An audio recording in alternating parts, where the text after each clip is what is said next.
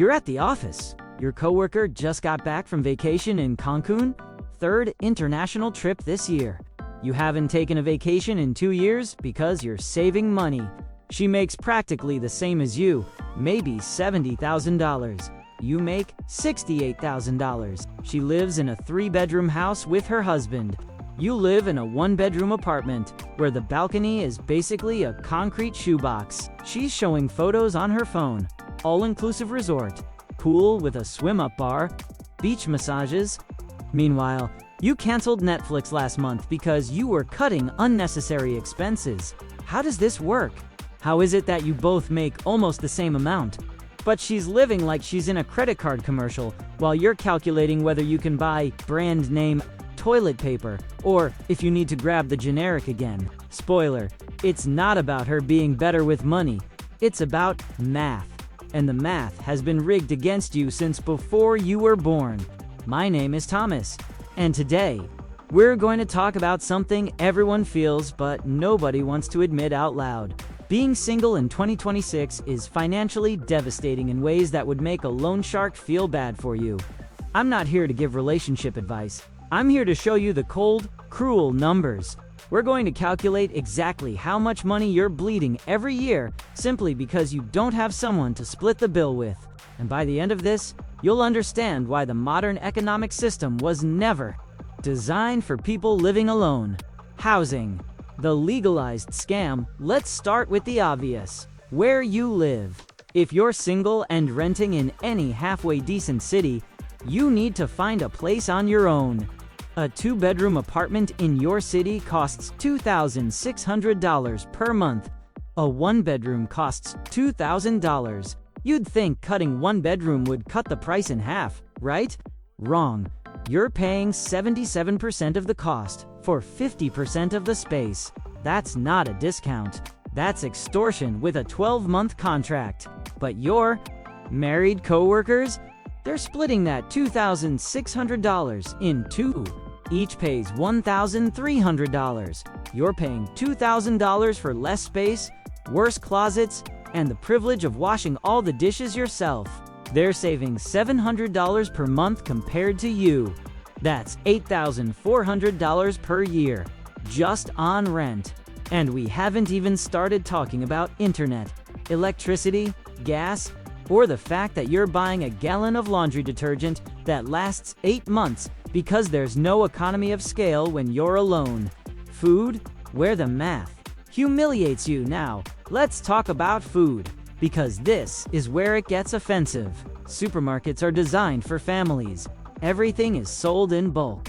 The 12-pack of paper towels costs half the price per unit of the 4-pack. The family-size bag of rice costs a third of the price per pound compared to the small one. But you can't buy the large size because you're one person. That rice is going to get old and hard. That paper towel is going to take up half your closet for a year. So you pay the singles tax at the supermarket every week. You're paying about 35% more per unit on almost everything compared to someone who splits a Costco membership with their spouse. And don't even think about meal planning. Recipes are written for 4 servings. You're cooking for 1 person. So either you eat the same thing for 4 days straight, or you throw away half of what you bought. Either way, you're getting massacred on food costs. A single person spends an average of $500 per month at the grocery store for food that a couple could spend $700 total on. Per person, they spend $350. You spend $500. That's another $1,800 per year thrown away. Insurance, where they admit you're the sucker. Let's move on to something nobody talks about. Insurance. Car insurance companies charge more for single people. I'm not making this up. Statistically, married people are seen as more responsible drivers. You can have a clean driving record for 10 years, but if you check single on the form, you're paying a premium. Home insurance works the same way. Life insurance costs more. And if you're buying health insurance on the individual market, you don't benefit from a family plan discount.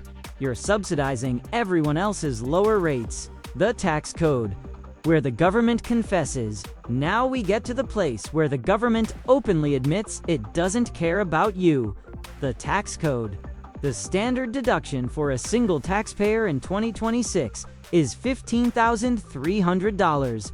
For a married couple filing jointly, it's $30,600. Exactly double, right? Seems fair, except it's not, because two single people living separately would get $30,600 combined in deductions. But a married couple living in the same house gets the same amount while splitting all expenses. They're being rewarded for consolidation. You're being penalized for independence.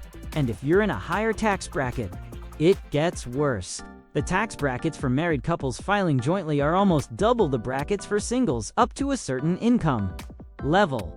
Translation: the government looked at single people and said, you know what? They can afford to pay more. Why? Because the entire tax system was built in the 1950s, when the premise was that everyone gets married, has 2.5 kids, and buys a house with a white picket fence. If you're not following that script, you're a bug in the system, and bugs get taxed. The cruelest part? Lost opportunities, but the most brutal part isn't the money you're spending now. It's the opportunities you're missing. Your married colleagues are building equity. They bought that house because two incomes made them eligible for a mortgage. You'd never qualify for that loan. Even making a decent salary, even being financially responsible, banks look at your individual income and say it's not enough. You need to make $90,000 just to comfortably pay $2,000 rent according to the 30% rule. But to buy a $420,000 house, you'd need to make $130,000 because now there's a down payment, closing costs, and mortgage qualification standards. Your married colleague making $65,000 combined with her husband who makes $60,000, they bought the house. You making $68,000 alone. You keep renting. They're accumulating equity. You're enriching your landlord. The compound effect of the singles tax. This is the cascade effect of the singles tax. It's not just that you're paying more now. It's that paying more now prevents you from building the assets that would make you pay less later. So where does this leave you? Statistically, if you're single and living alone, you spend about $12,000 more per year than a married person with the same lifestyle. This includes rent, overhead, food waste, insurance markups, and tax penalties, all stacked up over a decade. That's $120,000 that evaporated simply because you didn't have someone to split the bills with. But here's what nobody tells you when they're selling you the rom-com version of life. That annual $12,000 penalty isn't a fixed cost. You just accept and move on from. It's a compound trap that gets exponentially worse the longer you stay single. Because that money you're losing to the singles tax, that's money you're not investing. It's money that's not growing.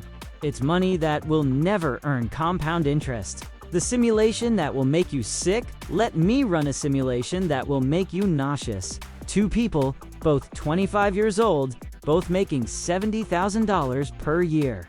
Person A gets married at 26. Person B stays single until 35. Person A immediately benefits from the marriage subsidy. Rent drops because they're splitting a one-bedroom apartment. Instead of each paying for separate studios, they save $900 per month.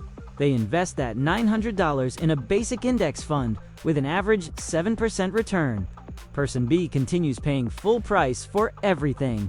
No savings to invest. Fast forward to age 35. Person A has been investing $900 per month for 9 years with compound interest. That's approximately $125,000 in their brokerage account. Person B has zero. They spent that whole decade just trying to stay afloat, paying the premium for existing alone. But it gets worse. At 35, Person B finally gets married. Great, right? Right? Now they can start saving too. Except that $125,000 from Person A keeps growing at 7% per year. That money doubles approximately every 10 years without them adding another cent. When they retire at 65, That initial 9-year advantage has turned into over $950,000. Person B starts investing the same $900 monthly at 35. They do this for 30 years straight, double person A's initial contribution period. At retirement, they'll have about $1.1 million. They invested $324,000 of their own money. Person A invested only $97,200 of their own money, but ended up with almost as much purely because they started earlier. The singles tax didn't just cost person B $12,000 per year in living expenses. It cost almost $1 million in lost compound interest opportunity. The psychological warfare. Now, let's talk about something even more insidious. The psychological warfare of being single in a couple's economy. You know that feeling when you're the only single person at a dinner party and everyone's talking about their mortgage rates and joint financial planning sessions. That's not just awkward. That's your brain processing the reality that you're playing a different game with different rules and nobody wants to admit it. Society gaslights single people constantly. You'll hear things like improve your budget or maybe cut out Starbucks as if your financial struggles were a character flaw instead of a mathematical inevitability.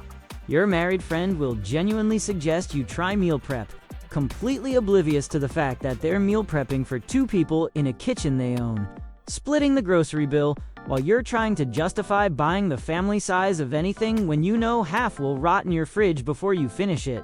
The advice industrial complex? The worst part. The advice industrial complex profits from your confusion. Financial gurus selling courses on hacking your way to wealth never mention that their strategies assume you have a partner. The real estate investor preaching about house hacking always had the spouse's income backing the first deal. The retirement calculator asking for your savings rate doesn't have a checkbox for pays 40% more to exist than a married person does. You're left to forge your own path from a structural disadvantage that costs you the equivalent of a full-time minimum wage job's worth of annual income.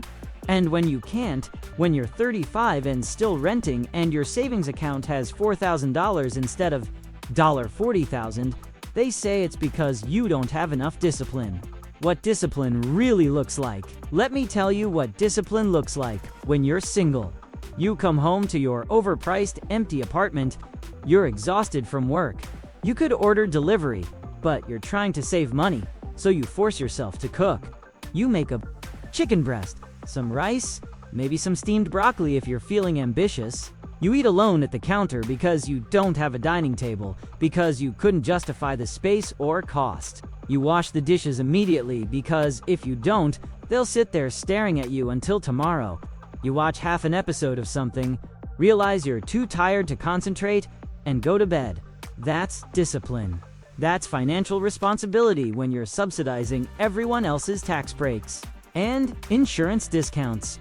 It's not glamorous. There's no viral TikTok about eating sad chicken breast alone to save $18, but that's the reality. Meanwhile, your married friends are splitting a Costco rotisserie chicken, giving the leftovers to the kids for lunch, doing their home office deductions, and wondering why you seem stressed about money when you make almost as much as they do individually. The system wasn't designed for you to win. The system wasn't designed for you to win. It was designed for you to struggle just enough so that when you finally form a partnership, you feel grateful for the relief instead of furious about the penalty you paid for years. Some of you are thinking, okay, Thomas, I get it. I'm screwed. What do I do? Just accept financial ruin. No, but you need to accept that the standard path isn't available to you at standard prices. You need to hack this. The real solution's not romantic. The solution isn't romantic. It's mathematical. 1. Get a roommate, not a romantic partner. A financially stable, competent roommate who will split the good apartment, the Costco membership, the utility bills, and actually pay on time. You'll save $900 to $1,400 per month. Immediately, this changes everything. 2. House hack if you can buy a duplex, live in one unit, and rent out the other. Let your tenant pay your mortgage while you stop throwing money into the rent incinerator. It's harder to get the loan alone, yes, but it's not impossible. You'll need impeccable credit and a larger down payment, but it's the closest thing to opting out of the tax you can get. 3. Build a shadow household. If buying a duplex isn't in the cards, you need to build what I call a shadow household. In economics, this is called a buying cooperative. You find 3 other single friends who are also tired of being robbed. You split a Costco membership 4 ways. One person makes the run, buys the industrial-sized paper towels and the 10-kilo bag of rice, and you split the goods in the parking lot like a drug deal. Suddenly you have access to wholesale prices without the waste. You're not paying the 35% markup for single-serving convenience. Sound ridiculous? No? Paying 40% more for toilet paper because you live alone is ridiculous. This is just rational arbitrage. 4. Geographic arbitrage. If you really want to hack the math, look at the map. If you're single trying to build wealth in New York, San Francisco, or Miami, you're playing the game on nightmare mode. A one-bedroom apartment in a city like Austin, Nashville, or Columbus can save you $1,700 per month compared to a coastal hub that's $20,400 per year. Post-tax, that's not just savings. That's your entire missing down payment fund appearing out of nowhere. Your married friends can justify the expensive city because they're splitting that $3,800 rent. You're paying it alone. If your job is remote, or if your industry exists elsewhere, moving is the fastest way to delete the singles tax from your life. 5. Optimize everything else ruthlessly. You don't have the luxury of paying for convenience. Meal prep? Buy toilet paper in bulk even if it seems ridiculous. Drive your car until the wheels fall off. It's not about being cheap. It's about refusing to subsidize a system that penalizes you for existing. The compound damage, and let me tell you what, nobody warns you about this. The financial penalty isn't just about costing money today. It compounds. Every year you're single and paying the existence premium is a year you're not investing, not building equity, not letting compound interest work for you. Your married friends aren't just saving $12,000 per year. They're investing that $12,000 over 20 years with a modest 7% return. That's $500,000 they built simply by splitting rent. You didn't build that. You were busy paying the singles tax. That's why the wealth gap between single people and married people in their 40s and 50s is shocking. Not because married people work harder or are smarter with money. It's because they've been playing on easy mode while you were playing on nightmare difficulty. Every major financial achievement they hit. Buying a house, maxing out retirement contributions, vacations without checking the bank account first, was subsidized by a system that penalized you for not having a +1. The psychological damage is worse than the financial. Because when you're 38 and your savings account has $9,000 instead of $90,000, you internalize it as personal failure. You think you're bad with money? You think you should have tried harder, been smarter, made better choices. But the math shows you would have needed to earn an extra $120,000 over the last decade just to catch up to your married equivalents. That's not personal failure. That's structural violence disguised as lifestyle choice. And society gaslights you about it constantly. Financial advice is written exclusively for families. Every budget model assumes 2 incomes or at least shared expenses. Every real estate calculator asks for household income. When you say you can't afford something, people ask if your partner can help. What partner? The imaginary one I'm supposedly supposed to have to get tax benefits. How dating gets contaminated. Dating gets contaminated by this reality. You start evaluating potential partners partially through an economic lens because you're financially exhausted. Is this person going to be a financial asset or liability? Do they have good credit? Could we even afford to merge our lives? It's not romantic. It's not what anyone wants. But when you've been financially penalized for being single for years, you can't help but notice that marriage comes with a $12,000 annual raise that has nothing to do with love. The perverse trap. Here's what makes this truly perverse. The system pushes you toward partnership for financial survival, but then judges you if your relationship decisions seem economically motivated. Stay single too long? Financially penalized. Partner up for practical reasons. Morally suspect? There's no way to win. The game is rigged both ways. What's the right play? So, what's the right play here? How do you survive financially in a system designed for couples when you're alone? First, stop pretending standard advice applies to you. When some financial guru says you should save 20% of your income, that advice was written for a two-income family with shared expenses. Your real target needs to be 30% or more to achieve the same result. It's not fair. It's just math. Second, manufacture the benefits of partnership artificially. Find a financially responsible roommate who's also tired of being robbed. Split the 2-bedroom apartment. Split the Costco membership. Split the utility bills. Split the streaming services. You're not a failure for living with a roommate at 35. You're a rational economic agent optimizing for a hostile system. That roommate is worth $900 to $1,400 monthly. That's $11,000 to $17,000 annually. That's your singles tax refund. Third, if you can't live with someone, build the shadow household. Automate bulk purchases with friends. Stop paying the single-serving convenience tax on every roll of toilet paper. Fourth, look at the map. If the math simply doesn't work in your city, take your income to a city where it does. Geographic arbitrage is the fastest raise you'll never get. Fifth, if you possibly can, buy property and house hack. Rent out a room. Rent out a unit. Let someone else pay your mortgage while you stop burning money on rent. It's harder to get the loan alone. The bank will scrutinize your income more closely.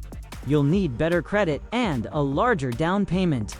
But it's one of the few ways to actually escape the trap instead of just minimizing the damage. Sixth, be aggressive about hidden costs. You don't have the luxury of convenience. Meal prep religiously.